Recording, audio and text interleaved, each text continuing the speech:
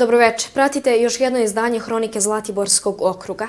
Moje ime je Milica Aksentijević, a ovo su vesti koje su obeležile ovu nedelju. Volonterskim radom meštana i novcem opredjeljenim kroz program Užičkog lokalnog partnerstva Udružimo se, u potpunosti je rekonstruisano i opremljeno dečije igralište u Gorjanima. I ove godine iz budžeta grada Užice izdvojeno je 10 miliona dinara za novi ciklus ovog programa. Javni poziv za sve koji imaju ideju za novi projekat raspisan je do 30. juna.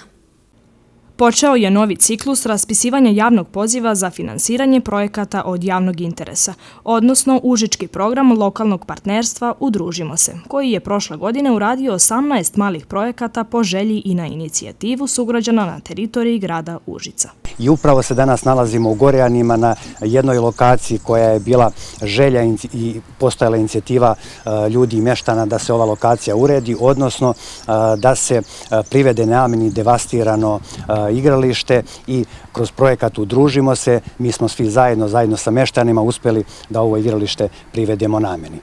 Danas je dobra prilika da pozovemo naše sugrađane da podnesu nove inicijative. Sam javni poziv trajeće do 30. juna ove godine i pri čemu će naši sugrađani za sve one tehničke stvari imati pomoć i gradskih službi nadležnih i pre svega našeg javnog preduzeća Užice razvoj. Kao i prošle godine, grad iz budžeta izdvaja 10 miliona dinara za ovu namenu. Prošlogodišnji program podržao je projekat reforma poreza na imovinu koji finansira švajcarska vlada u iznosu od 4,5 miliona dinara. Uglavnom, kroz ovaj projekat radimo uređenje javnih površina kao što su dečija igrališta, sportska igrališta, staze za šetanje, mjesta za odmor naših sugrađana, mjesta gdje naši najmlađi sugrađani mogu da provode kvalitetno, slobodno svoje vreme, ali zajedno sa svojim roditeljima i naravno zajedno sa našim najstarijim sugrađanima. Ovo je još jedan način da pozovem ljude svih starosnih struktura da daju predloge. Želimo na ovaj način da obezbedimo sadržaje i za naše najmlađe sugrađane, ali i za naše nešto zrelije sugrađane koji su nam ostavili lep grad i na nama je zajedno sada da unapređujemo sadržaje u našem gradu. Mesna zajednica Gorjani broji oko 650 stanovnika, a veliki broj su deca kojima ovo igralište puno znači. Pa ima dosta, mogu da vam kažem, dosta. Ima po 20-30 ih ima dnevno i to je lepo vidjeti u večernjim satima, pogotovo kada ovo vrućina, vidjeti je lepo kako se igraju. Zašto smo se imi trudili i uložili ovo za njih sve. Koliko ima dece na prostoru mesne zajednice? Pa ima je Boga oko 50-ak sigurno. A na dnevnom nivou na igralištu je oko 20 ih stalno ima. Nego sad malo škola, ali više su po podnevnim časovima su tu. Od septembra ulazimo u novi projektni ciklus reforma poreza na imovinu gdje očekujemo i dodatna sredstva i nadamo se da ćemo u naredne 2 godine imati podršku za projekat Udružimo se, navodi Petković. Maksimalan iznos sredstava po projektu je do 1 milion dinara, a obaveza sugrađana je volonterski rad u visini do 10% ukupne vrednosti projekata. Realizacija projekata očekuje se krajem avgusta. Nakon posjete predsjednika države Aleksandra Vučića Prijepolju, krenulo se sa rješavanjem problema na koje su se žalili građani ove opštine. Direktor EPS-a Bojan Atlagić u sredu se sastao sa predsjednikom mesne zajednice Hisardžik Smajlom Fazlićem i najavio početak rekonstrukcije niskonaponske mreže u tom kraju. Decenijama unazad žitelji Hisardžika, Kaćeva, Pravoševa i Ljaljinovića strepe od svakog jačeg vetra, jer bi mogli da ostanu bez struje. Drvene bandere su prilično oronule i dotrajale, pa prete da se uruše, a lokalna elektrodistribucija bila je nemoćna da reši njihov problem, pa su pomoć morali da traže od predsjednika države prilikom skorašnje posete Prijepolju. A prošli mjesec predsjednik zajednice mi je odobravao pare i ništa nisam mogu dobro. Za sanaciju niskonaponske mreže i zamenu drvenih stubova iz EPS-a je izdvojeno 35 miliona dinara. Posle Hisardžika na red će doći obnova elektrotrase prema Kaćevu, Pravoševu i Aljinovićima. Kao što vidite ovdje iza nas su drveni stubovi koje je podhitno potrebno zameniti. Krećemo sa tim radovima, dakle krećemo sa zamenom drvenih stubova i odmah nakon toga idemo na rekonstrukciju kompletne mreže od Prijepolja do naselja Hisardžik u skladu sa onim što je gospodin Fazlić istakao prilikom tog sastanka da je potrebno što hitnije da se odradi. Vrednost investicije koju ćemo raditi je oko 35 miliona dinara, rok je 2 meseca, dakle za 2 meseca stanovništvo od Prijepolja do Hisardžika će imati kompletno rekonstruisanu niskonaponsku mrežu. odmah nakon toga nastavljamo dalje i rekonstruišemo mrežu skroz do Aljinovića. Ja sam prezadovoljan. Tako je brzo to sad se ostvarilo, ovo moju želju koju sam ja iznio predsjedniku, a meni se ostvarila dana želja da smo se baš na licu mjesta sa direktorom iz Beograda ovdje vidjeli na ovom mjestu. Evo, dokazali smo svima da su stubovi slabi, da su istruli i sve ono što sam rekao ostvarilo je se sad i vidjeli su na licu mjesta. Zamena niskonaponske mreže nije jedini benefit koji će meštani Hisardžika i okolnih sela osjetiti nakon posjete predsjednika države Prijepolju. Ja sam zamolio predsjednika i tražio za vodovod Hisardžik da nam pomogne. Koliko sam čuo, obećao mi je 8 miliona dinara, sad vidjet ćemo da li će se to ostvariti, a nadam se da hoće. Direktor EPS-a Bojan Atlagić obećao je da će se nakon što se završi obnova niskonaponske mreže u Hisardžiku rekonstruisati i elektrovodovi u drugim delovima Prijepolja. Grad Užice jedan je od retkih gradova u Srbiji koji ima vrijednu imovinu na Crnogorskom primorju. Reč je o dečijem odmaralištu u Bečićima koje je nedavno renovirano i spremno će dočekati prvu grupu dece 6. juna. Užičko odmaralište u Bečićima izgrađeno je 1975. godine, a restoranski deo 1981. Do pre nekoliko godina nad objektima nije vršena nikakva adaptacija, tako da su objekti bili u veoma lošem stanju. Sada više nije tako. Pansionski deo je u potpunosti renoviran. Svi radovi su finansirani iz sopstvenih sredstava. U prošloj godini odmaralište nije radilo zbog dobro poznate situacije. Ove godine odmaralište počinje sa radom 6. juna, kada će ugostiti prvu grupu dece iz Republike Srpske. Prvu dečicu očekujemo 6. juna koja će doći ovde, a inače mi smo objekat već krajem 2019. krenuli u renoviranje, odnosno u završnu fazu rekonstrukcije ovog stambenog dela odmarališta, tako da smo krajem 19. i početkom 20. godine pre izbijanja pandemije zamenili komplet stolariju, kako unutrašnju, tako i spoljnu. Komplet podove smo renovirali, stavili smo nove pločice, zatim nova ograda, novi ormani, unutrašnja vrata na kupatima su sva zamenjena, stavljena su aluminijska. Faktički, dobar deo smo ponovo morali da volterišemo, pregletujemo i prekrećujemo, tako da faktički komplet novi objekat je sada u funkciji. Nakon renoviranja stambenog dela u planu je renoviranje i restoranskog dela. Restoran je rađen 80. godine, 81. pušten u funkciju. Od tada ništa nije renovirano, sve je to već dotrajalo i mi u narednom periodu moramo uložiti neka sredstva u adaptaciju i restoranskog dela, kuhinjskog dela, također i recepcije i bifea. Ranijih godina praksa je bila da veliki broj užičke dece letuje besplatno, a ove godine će praksa biti nastavljena ukoliko to dozvoli epidemiološka situacija. I ove godine, u skladu sa merama koje je preporučio krizni štab, odnosno zdravstveni štab Crne Gore, mi ćemo ugostiti decu i iz Užica. Doće jedan određen broj dece iz Užica, a pri kraju leta doći će i zdravstveni radnici koji su sada trenutno na Zlatiboru u našem objektu Golija, a kažem doći će njih otprilike oko 200 krajem leta i na oporavak ovde u Bečiće. U jeku političke borbe pojedine stranke optuživale su lokalnu samoupravu da je odmaralište prodato. Sva imovina je i dalje vlasništvo grada Užica i vredna je nekoliko miliona evra.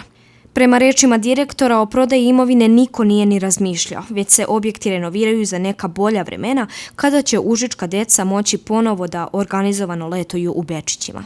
Mi kao dečje odmaralište samo raspolažemo tom imovinom, dato nam je na korišćenje, odnosno upravljanje, i u narednom periodu očekujemo, pošto smo mi visoko profitabilna ustanova koja prilično dobro zarađuje kada radimo, naravno, da ćemo uspjeti da proširimo kapacitete i na moru, kao što smo uspjeli na Zlatiboru.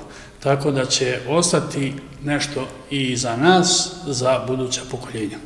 Ustanova Dečije odmaralište Zlatibor posluje tržišno i nije direktan korisnik budžetskih sredstava.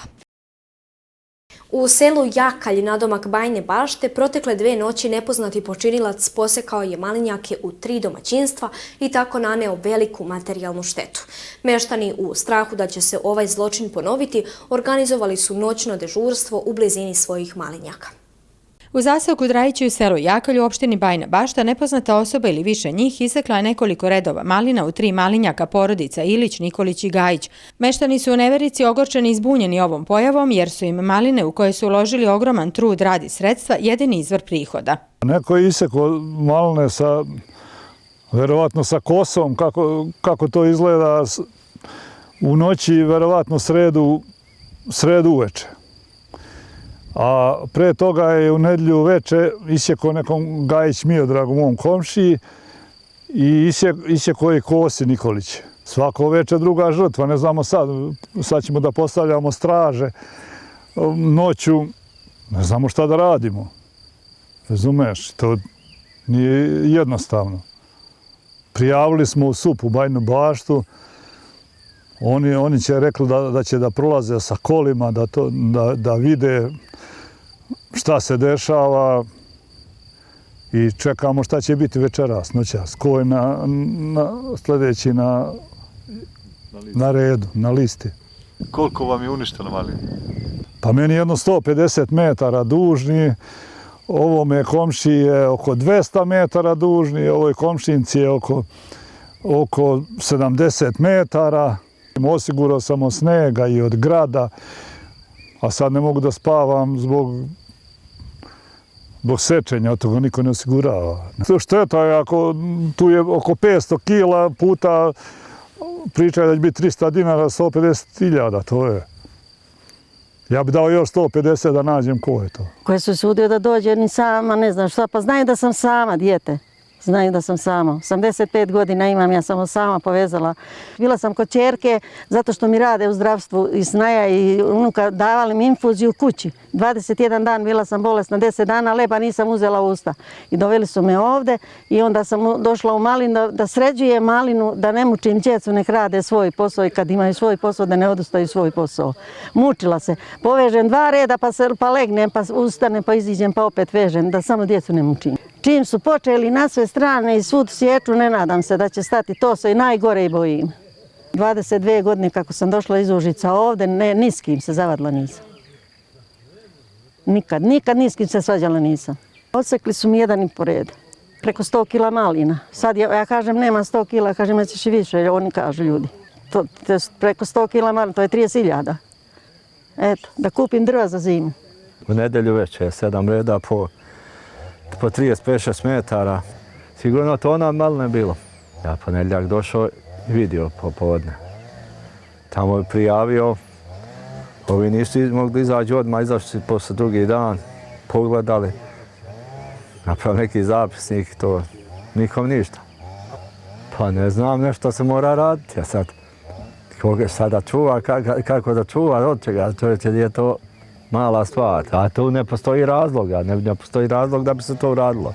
I da se zameri neko sa nekim, ne može biti razlog to da se to tako uradi. Selo Jakalj inače spada u najveće proizvođače malina u Bajnobaštanskom kraju i šire. Još uvek ne veruju i ne znaju ko je mogao da nanese ovakvu štetu malinjacima, ali se nadaju pomoći nadležnih organa, svesni da se moraju i sami organizovati da zaštite svoje zasade. U Novoj Varoši održan je prvi partnerski forum u okviru procesa izrade plana razvoja opštine Nova Varoš za period od 2022. do 2029. godine. U izradi plana ova lokalna samouprava dobila je od Slovačke razvojne agencije. Predstavnica programskog sektora za planski sistem i lokalne financije, koja direktno prati proces primene zakona o planskom sistemu na lokalnom nivou, prisustvovala je forumu koji je posvećen planu razvoja ove lokalne samouprave. Današnji događaj je jedan u nizu koji se planiraju u smislu otvaranja samog procesa ka učešću javnosti, budući da iza samog procesa postoji čitav organizacioni sklop kroz koji će se proizvoditi nacrti dokumenata, postavljati prioritetni ciljevi razvoja ove lokalne samouprave. Dakle, u određenim koracima imamo predviđene i ove partnerske forume koji će omogućiti šire uključivanje javnosti. Opština Nova Varoš podršku u izradi plana razvoja za period od 7 godina dobila je od Slovačke razvojne agencije. Skupština opštine Nova Varoš je prepoznala značaj ovog projekta, doneli smo odluku o pokretanju izrade plana razvoja i ušli smo u ovu prvu fazu koja podrazumeva pripremnu fazu, to jeste analiza prethodne strategije održivog razvoja. Prema zakonu o planskom sistemu Republike Srbije i prema zakonu o budžetskom sistemu svakako je plan razvoja jedan krovni dokument, najviši dokument iz oblasti lokalne samouprave i potreban za dalji razvoj lokalne samouprave. Proces izrade plana razvoja je sveobuhvatan i ne zavisi samo od zaposlenih u lokalnoj samoupravi, niti od zaposlenih u javnim preduzećima čiji je osnivač lokalna samouprava, već zavisi i od svih građana i svih zainteresovanih strana. U narednom periodu će se razraditi sve predložene tematske oblasti. I da polako spojimo analizu sa vizijom, odnosno sa aktivnostima i merama koje će dovesti do toga da se ta vizija i ostvari 2029. godine ili barem da se doprinese njenom dostizanju. Ako sve bude teklo planiranom dinamikom, u martu 2022. godine očekuje se predstavljanje ovog dugoročnog plana razvoja na sednici Skupštine opštine Nova Varoš. Dragana Đokić iz sela Seča Reka u opštini Kosjerić od 2014. godine se bavi uzgojem pastrmke. Godišnje na tržište plasira i do 15 tona ribe, a kupaca ima sa svih strana. Prošle godine jednu količinu pastrmke otkupila je i Argeta za proizvodnju ribljeg namaza. Voda u ribnjaku je iz reke Tmuše, koja je specifična po tome što je puna planktona i njena hladnoća od 15 stepeni je idealna za pastrmku. Za pastrmku hladna, bistra, ne na izgled, ali je bistra i puna tih životinjica koja inače koristi i što daje ovoj pastrmci specifičan ukus. Svi je poznaju među drugima. Odricanja u ovom poslu je mnogo, jer pastrmka zahteva da ste prisutni 24 sata dnevno. Međutim, treba se samo dobro organizovati. Morate, osim toga što lišće može da vam ustavi dotok vode, i onda je pastrmka u problemu, jer ona je zavisnica od kiseonika, od čiste vode, hladne i kiseonika. Bez hrane ona i može, ali bez kiseonika ne. Znači, to samo čišćenje lišća, malo kad pada kiša, to je znači na svaki 15 minuta, pola sata, ali inače morate vidite kako pliva, da li je u grupama, da li pliva preko celog bazena, da li uzima hranu, hoće, neće, da li je gladna, da li ste dali malo ili previše, uvek nešto ima, ali rasporedite taj posao. Pa ćemo ovih par dana ćemo da radimo udarnički, ceo dan, posle ćemo toga samo hranimo ribu i sedimo pored bazena i uživamo. Ulaganja ima mnogo, jer je hrana izuzetno skupa. Dnevno daje se po nekih od 300 do 700 evra. Zavisi od količine koja je tu. Hrana za mlađ je dosta skuplja i mlađ kad je mala koristi mnogo hrane, a praktično ne vidite da napreduje. Kad ona prođe tih nekih 150 grama, onda i vidite kako raste svaki dan. I koristi veću granulaciju hrane i brže napreduje, manje jede, a više dobija na masi. A ove malecke, one 3 puta pojedu sebe, a ništa, a nemirne. Sve što se proizvede i proda se, a to je otprilike do 15 tona ribe. Kupuju restorani, hoteli, ribarnice i prerađivači.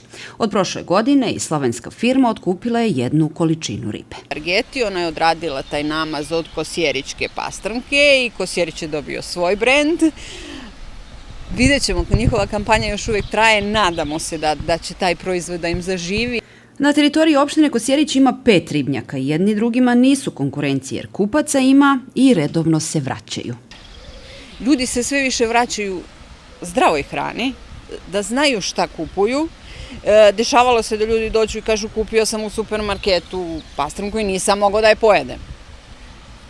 Dajte mi, nema veze što je ona skuplja, ali bar znam da je izvađena ispred mene, da je zdrava, da znam šta jedem.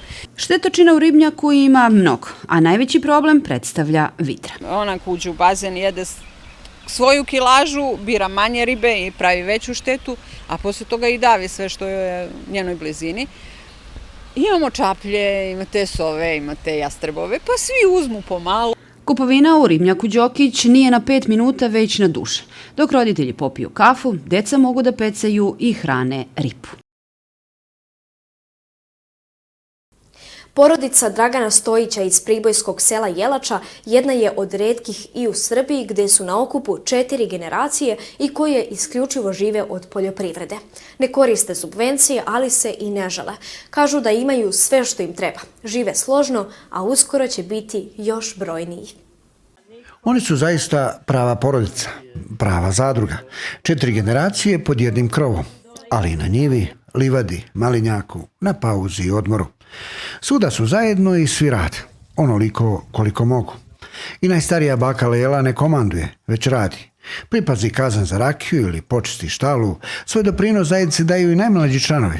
Pored škole i vrtića i neizostavne igre i zabave, druženja sa ljubimcima, stiže se nešto i uraditi. Svaka pomoć je dobrodošla, a stvaraju se i navike. Domaćinstvo Stojića, klasično gazdinstvo ovog kraja. Svaštari se. Stočarstvo, voćarstvo, ratarstvo, povrtarstvo. Imanje nije malo, ali setva i primjena mehanizacije zavisi od konfiguracije terena. Imam 18 hektara, od toga 8,5 hektara obradive zemlje. Gajem ja šta stignem, sad sam uzeo u zakup tamo 1,5 hektara u susednom selu u Rutošima, posio sam 1,5 hektara kukuruza, gore u Breznima obično sijemo sorte koje su na visini uspevaju. Raž, heldu i tako, zob. A ovdje su maline i plastenici. Posije se malo krompira, malo tako što za kuću treba. Po onoj narodnoj Stojić se uzdaju samo u sebe i svoj rad. Ne koriste subvencije, vele može se preživjeti bez toga. Jedino da je malo bolji put. Nedostaje nam malo boljeg puta. Ja svako jutro vozim u 15 do 8 decu u školu i idem pola 11 da ih uzmem. Jeste da smo nešto prošle godine popravljali, nije to dovoljno. Ne smiješ ti da puštiš decu, samo moraš da je uzmeš.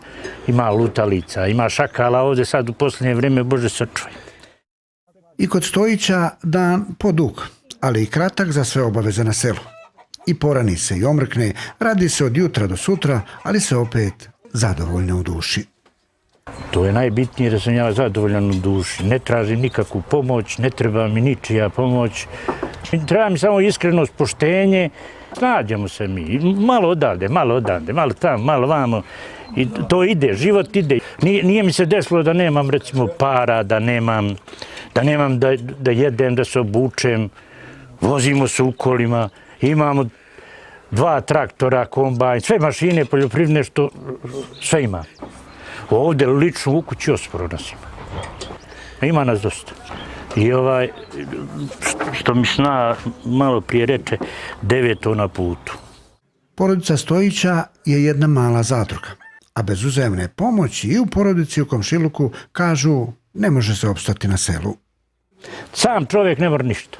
Mi se pomažemo. Ono što ne mogu ja, radi on. Evo sad mi je taj rođak otišao, uzeo traktor da mi dotera sečcu za krompir. No, neku dan kad smo sejali tamo 3 traktora su bila sa frezama, sa sejačicama. To je bila moba. Ja sam samo donio gorivo. Mi ako tako ne radimo, ne moramo ništa. Ko će meni da sve ove mašine da vozi, ja sam ne mogu. Nemam toliko ruku, nogu nema. Jubilarni 25. Jugoslovenski pozorišni festival bez prevoda, koji je prošle godine odložen zbog epidemije virusa korona, održat će se u Užicu od 4. do 9. juna. Umjesto uobičajenih 7 predstava, prikazat će se 5 pozorišnih ostvarenja koja će se takmičiti za nagrade Ardelion.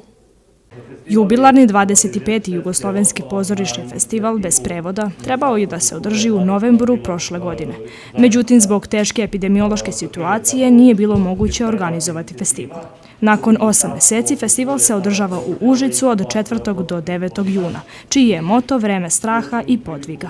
Tema ovog festivala koji je uvek živio u ovih 25 godina sa konkretnim problemima ljudi. Time se u svojim predstavama bavio. Želio je da bude jako blizu publike i po ukusu i po stvarima sa kojima se bavi i nadam se da će tako biti i u ovo krajnje ne doba izvanredno vreme u koje se sada nalazimo. Umesto uobičajenih 7 predstava prikazat će se 5 pozorišnih ostvarenja koja će se takmičiti za nagrade Ardalion. Grad Užice podržao je festival i iz gradskog budžeta izdvojeno je 3,5 miliona dinara. Jugoslovenski pozorišni festival bez prevoda već četvrt veka gradi mostove koji povezuju kulturni prostor nekadašnje Jugoslavije, na kome naravno ne postoje i ne bi trebalo da postoje jezičke barijere. Verujemo je da umetnost uspeva da prevaziđe granice i oplemeni svakog čoveka, čoveka otvorenog srca, ma koliko nam se ponekad činilo da je to jedan sizifovski posao. Nažalost, zbog epidemije, odnosno pandemije koronavirusa, prošle godine nismo bili u mogućnosti da realizujemo jubilarni 25. festival, ali smo zbog velikog truda uloženog u selekciju predstave doneli odluku da ove godine pod uslovom da bude pandemija pod kontrolom održimo 2 festivala. Kao i prethodnih godina, publika će imati priliku da ocenjuje predstave. Predstave koje će se prikazivati su Čitač Beogradskog narodnog pozorišta, O medvjedima i ljudima Narodnog pozorišta Sarajevo, Putujuće pozorište Šopalović i Jugoslovenskog dramskog pozorišta, zatim Radnička hronika Narodnog pozorišta Subotica i završna predstava koja će se prikazati je po romanu Aleksandra Tišme, Upotreba čoveka. Siguran sam da će ono što će se videti sa scene biti dovoljan razlog da izazove veliko interesovanje, ne samo u Užicu, nego u celoj našoj zemlji i regionu, jer ovo je prvi festival koji će se u takvom formatu pojaviti posle ovih svih problema. Naročito mi je drago što je Jugoslovensko dramsko pozorište uspelo, jer smo to zajednički negdje i planirali, da ponovo na scenu stavi posle dužeg stajanja iz ovih razloga o kojima je Bojan govorio predstavu Putujuće pozorište Šopalović, jer Ljubomir Simović, ta predstava Užice s ranama jesu naše prethodno pitanje, naš ustav, naš zakon, a još za nas iz pozorišta Putujuće pozorište Šopalović jeste sve to zajedno, sabrano u jedno. Predstave će počinjati u 19:30 časova u velikoj sali Narodnog pozorišta Užice, u kojoj će zbog epidemije COVID-19 biti ograničen broj gledalaca, koji će morati da se pridržavaju mera.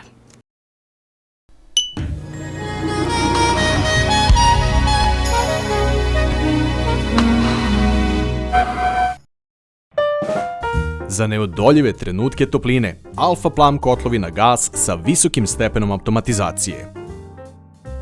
Iskoristite subvencije grada Užica i ugrejte vaše domove uz primjenu najsavremenije tehnologije.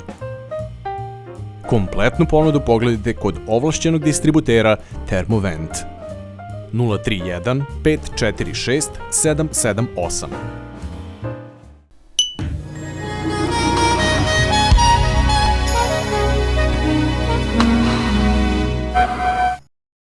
Poštovani gledaoci, to je bilo sve što smo vam pripremili za ovo izdanje Hronike. Hvala na pažnji i ostanite uz naš program.